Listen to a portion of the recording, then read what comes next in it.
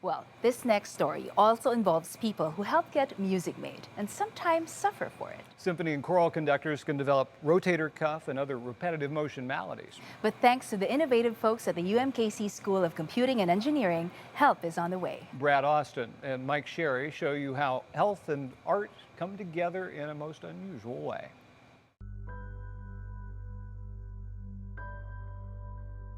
Researchers at the University of Missouri Kansas City School of Computing and Engineering are using motion capture technology to help aspiring maestros avoid problems like kyphosis, an exaggerated rounding of the back.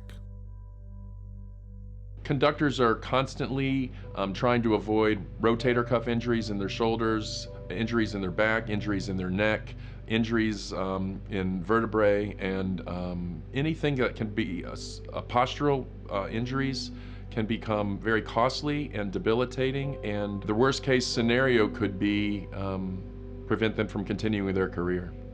My background's in mechanical engineering. We study movements, we study forces. It just happens that we're applying those things to humans in this case. To help people in real life, we can take this motion analysis data or motion capture data and process it. And in processing it, we can calculate different things like joint angles, and other kinematics. So for example, we could calculate kyphosis angle, we could calculate the angle of pelvic tilt. I'll look at the monitor and kind of just play around with it and watch how the motion capture system shows you everything that's moving, and then the force plates tell you where your body weight is and what your muscles are doing at the time. So it's interesting to see how your whole body reacts to what you're doing. And in taking the theme of unlikely partnerships one step further, consider how UMKC's School of Dance helped its musical brethren correct the mistakes picked up by the motion capture technology. Well, one of the things that Greg and I talked about is the kyphosis angle had changed. So, and that was something that we were looking at very closely because that is something that plagues a lot of people, and in particular a lot of conductors.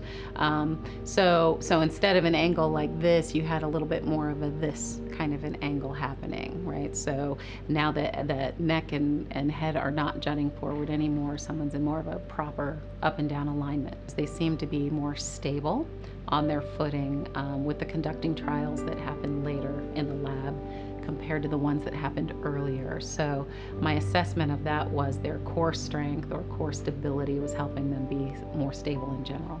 The reality of the motion capture data for me is a quantitative opportunity to really synthesize what they are in fact doing scientifically and from a concrete cerebral viewpoint, and can give us the ability, allow us the ability to measure improvements that we think are happening, but this has been a really great way of knowing that the course that we're going down actually is of benefit, not just of metaphor.